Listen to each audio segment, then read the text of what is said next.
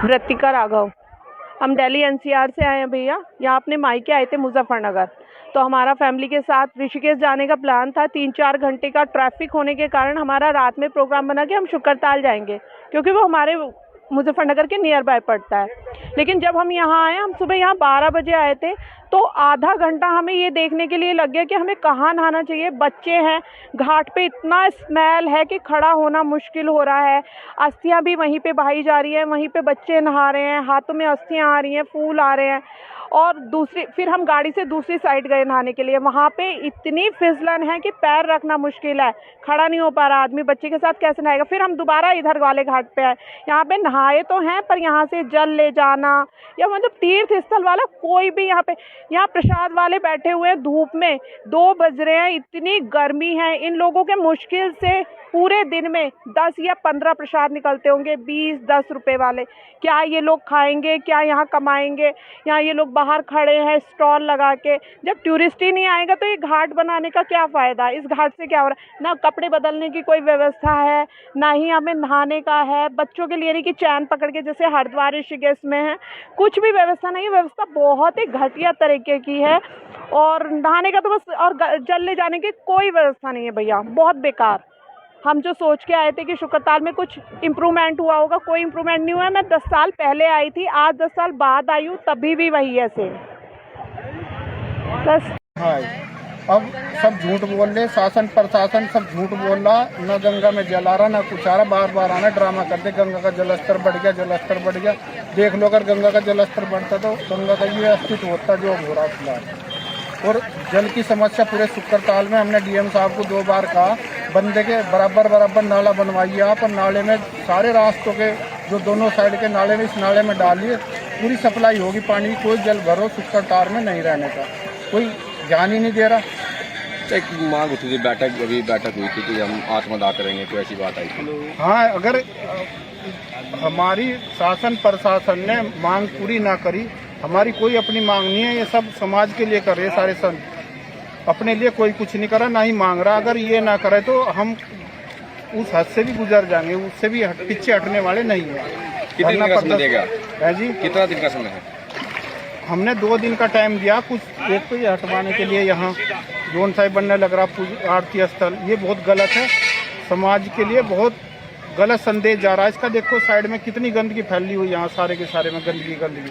तो इसे 2 दिन में हटा जा, बाकी 1 हफ्ते का टाइम है। 1 हफ्ते में सारे जितने हमारे कार्य है इन पे विचार करे जाए, पूरे करे जाएंगे। नमस्कार, आप देख रहे हैं यूपी की बात और मैं हूं आपके साथ खुशी। मुजफ्फरनगर की पौराणिक तीर्थ नगरी सुखतीर्थ में इन दिनों श्रद्धालुओं की मायूसी साफ दिखाई दे रही है। एक ओर सरकार तीर्थ नगरी के विकास पर करोड़ों रुपए खर्च कर रही है, तो दूसरी ओर गंगा का घटता जलस्तर, घाटों पर फैली गंदगी और अव्यवस्थाएं श्रद्धालुओं की आस्था पर सवाल खड़े कर रही है। गंगा का पानी किनारों से काफी दूर चला गया है, जिससे स्नान करने आने वाले श्रद्धालुओं को भारी परेशानी का सामना करना पड़ रहा है। श्रद्धालुओं के साथ साथ साधु संत और नाविक भी प्रशासन से व्यवस्था सुधारने और गंगा का जलस्तर बढ़ाने की मांग कर रहे हैं। देखिए रिपोर्ट। देश भर में आस्था के प्रमुख केंद्रों में शुमार पौराणिक तीर्थ नगरी शुकतीर्थ में हर दिन हजारों श्रद्धालु मां गंगा में स्नान और पूजा अर्चना के लिए पहुंचते हैं। लेकिन गर्मी के मौसम में गंगा का जलस्तर लगातार घटने से घाटों की तस्वीर बदल गई है। पानी किनारों से काफी दूर चला गया है और घाटों पर कीचड़ तथा गंदगी पसरी हुई दिखाई दे रही है। घाटों पर फैली गंदगी, जलकुंभी और दुर्गंध के कारण श्रद्धालुओं को काफी असुविधा का सामना करना पड़ रहा है। महिलाओं के लिए अलग स्नान घाट और वस्त्र परिवर्तन की समुचित व्यवस्था न होने की शिकायतें भी सामने आ रही हैं। दूर दराज से आने वाले श्रद्धालु व्यवस्थाओं को लेकर निराश नजर आ रहे हैं। जी बहुत अच्छा लगा, हमें ये बहुत अच्छा लगा। पानी थोड़ा कम था लेकिन बाकी बहुत अच्छा था। बस श्रद्धालुओं की यही मर्जी है कि बस कि मतलब पानी अच्छा हो थोड़ा, और गंदगी भी इतनी नहीं है, ठीक है। बहुत अच्छा लगा हमें। तो पानी को लेकर क्या कहेंगे? पानी कम है? पानी थोड़ा कम है, बस बाकी सब ठीक है। जिला मुजफ्फरनगर क्षेत्र का सबसे बड़ा और प्रसिद्ध तीर्थ स्थल में से एक श्री शुकतीर्थ है यहाँ पे, और यहाँ की महिमा तो वेदों में भी बखान है। वेद व्यास जी ने स्वयं यहाँ पे राजा परीक्षित को कथा सुनाई थी, और गंगा जी का एक विशाल समूह यहाँ पे हम लोगों को पवित्र करने के लिए निरंतर बहता रहता है। जिसमें हमारे भारतवर्ष में अनेक राज्य और विदेशों से भी पर्यटक यहाँ पे आते हैं दर्शन करने के लिए। तो थोड़ा सा सरकार से प्रार्थना यही है हमारी कि जो गंगा जी में सफाई का कार्य है वो निरंतर नहीं हो पा रहा है। शुक तीर्थ को जितना प्रसिद्ध है उसके अनुसार यहाँ की प्रगति नहीं हो पा रही है। तो हम ऐसी ही प्रार्थना सरकार से करते हैं कि हमारे शुक तीर्थ को महान शुक तीर्थों में से एक इसको डेवलप किया जाए, इस क्षेत्र को डेवलप किया जाए, ताकि यहाँ पे आध्यात्म के साथ साथ व्यापारिक रूप से भी कुछ कार्य आगे बढ़ाए जा सकते हों। और बाकी तो सरकार बहुत अच्छा कार्य कर ही रही है, इस समय कोई निसंदेह कोई वाली बात नहीं है। और हिंदुत्व की तरफ बढ़ावा भी है, सीधी सी बात है। और सभी समुदाय को सब साथ लेके चलने वाली सरकार की एक नीति है, बहुत अच्छी है ये। पर हमारा जो शुक तीर्थ है इसको थोड़ा और डेवलप कर दिया जाए तो और ज़्यादा अच्छा हो जाएगा, अगर हम बशर्ते सिर्फ शुक्रताल की बात करें।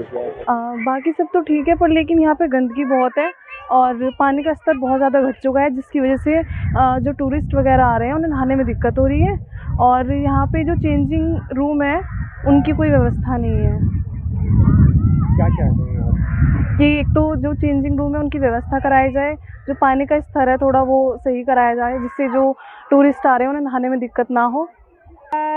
हमने सोचा चलो आ रखे हैं तो गंगा स्नान भी कर लेते हैं, लेकिन यहाँ पर गंगा में पानी तो है कम मात्रा में, और जो यहाँ पर है गंदगी बहुत अधिक है, इसलिए यहाँ पर तीर्थ यात्री जो हैं बहुत कम मात्रा में दिखाई दिए हमें। अगर यहाँ पर थोड़ा सा जल स्तर गंगा का बढ़ा दिया जाए तो अच्छा आगे के लिए और बेटर होगा।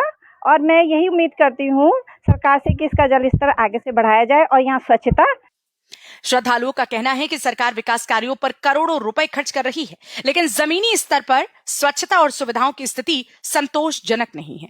गर्मी के मौसम में तीर्थयात्रियों की संख्या बढ़नी चाहिए, लेकिन अव्यवस्थाओं के चलते यहां आने वालों की संख्या प्रभावित हो रही है। शुक तीर्थ की पहचान केवल धार्मिक दृष्टि से ही नहीं बल्कि स्थानीय रोजगार से भी जुड़ी हुई है। श्रद्धालुओं की संख्या कम होने का असर यहाँ के व्यापारियों और नाविकों पर भी पड़ रहा है। गंगा में जलस्तर कम होने से मोटर बोट संचालन भी प्रभावित हो रहा है। श्रद्धालुओं और स्थानीय लोगों का कहना है कि घाटों पर नियमित सफाई, पीने के ठंडे पानी की व्यवस्था, छायादार स्थान और महिलाओं के लिए बेहतर सुविधाएं उपलब्ध कराई जानी चाहिए। उनका मानना है कि इससे तीर्थ नगरी की धार्मिक और पर्यटन संबंधी पहचान और मजबूत होगी। वहीं साधु संतों ने भी गंगा के घटते जल स्तर पर चिंता व्यक्त की। उनका कहना है कि गंगा केवल एक नदी नहीं बल्कि करोड़ों लोगों की आस्था का केंद्र है। संत समाज ने प्रशासन से मांग की है कि गंगा में पर्याप्त मात्रा में पानी छोड़ा जाए और भविष्य में ऐसी स्थिति से बचने के लिए स्थायी व्यवस्था बनाई जाए। श्रद्धालुओं का कहना है कि यदि समय रहते स्वच्छता और जलस्तर की समस्या का समाधान नहीं किया गया तो शुक तीर्थ की धार्मिक गरिमा और पर्यटन गतिविधियां दोनों प्रभावित हो सकती हैं। स्थानीय लोगों और संत समाज ने प्रशासन से जल्द कार्यवाही की मांग की है। शुक तीर्थ में गंगा का घटता जलस्तर और घाटों पर फैली अव्यवस्थाएं अब श्रद्धालुओं, संत समाज और स्थानीय लोगों की चिंता का विषय बन चुकी हैं। सवाल यह है कि विकास पर करोड़ों रुपए खर्च होने के बावजूद आखिर मूलभूत सुविधाओं और स्वच्छता व्यवस्था में सुधार कब दिखाई देगा, और क्या प्रशासन श्रद्धालुओं की मांगों को गंभीरता से लेते हुए गंगा के जलस्तर और व्यवस्थाओं को बेहतर बनाने के लिए ठोस कदम उठाएगा। फिलहाल सभी की निगाहें प्रशासन की अगली कार्यवाही पर टिकी है। आज हम मौजूद हैं मुजफ्फरनगर के पौराणिक तीर्थ नगरी शुक तीर्थ में, जहां प्रतिदिन हजारों की संख्या में श्रद्धालु दूर दराज से मंदिरों में दर्शन करने के लिए आते हैं तथा गंगा में स्नान कर धर्म लाभ भी उठाते हैं। बात करें गंगा घाटों पर पानी की व्यवस्था की और स्वच्छता की, तो अनेक बार ये ऐसा होता रहा है कि गर्मियों के मौसम में जो गंगा का जल स्तर है वो घट जाता है और श्रद्धालुओं को स्नान करने में बड़ी परेशानी का सामना करना पड़ता है। इसके अलावा श्रद्धालुओं का कहना है कि घाटों पर जितनी साफ़ सफाई होनी चाहिए उतनी नहीं है। तस्वीरों में आप देखेंगे घाटों पर किस तरह से गंदगी फैली हुई है और कुछ कम पानी में श्रद्धालु स्नान भी कर रहे हैं। श्रद्धालुओं का कहना है कि पानी कम होने से गंदगी ज़्यादा रुकती है और उन्हें स्नान करने में उतना आनंद नहीं आता जितना कि आना चाहिए।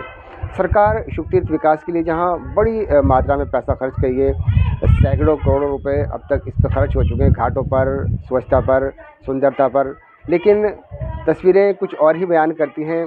घाटों पर उतनी अच्छी व्यवस्था अभी नहीं हो पाई है जितनी होनी चाहिए। अभी कुछ श्रद्धालुओं का कहना था कि घाटों पर दुर्गंध आ रही है, बड़ा उन्हें असहज महसूस हो रहा है। वहीं पानी भी कम है, स्नान करने में दिक्कत आ रही है। वहीं हमारे साथ कुछ नाविक भी मौजूद हैं जो अपनी आजीविका वो इसी बोट को चलाकर कमाते हैं और श्रद्धालुओं को संगम तट के दर्शन कराते हैं। आइए हम बात करते हैं कि क्या स्थिति जल घटने से, जल स्तर घटने से होती है। आइए हम बात करते हैं। सर, आपका नाम? अनोखित चौहान। जी, क्या लगता है आपको जो गंगा का अभी फिलहाल जो पानी बह रहा है वो कितना है और क्या इसमें होना चाहिए? क्या आपके रोजगार पर कुछ असर पड़ रहा है इसका? ये तो बिल्कुल ख़त्म है मामला। बोट तो बिल्कुल ही बंद हो गया। अब तो आगे भी जाओगे बिल्कुल पानी कम। और यहाँ तो देख लो गंदगी भी कैसे है, गंदगी के ऊपर ही।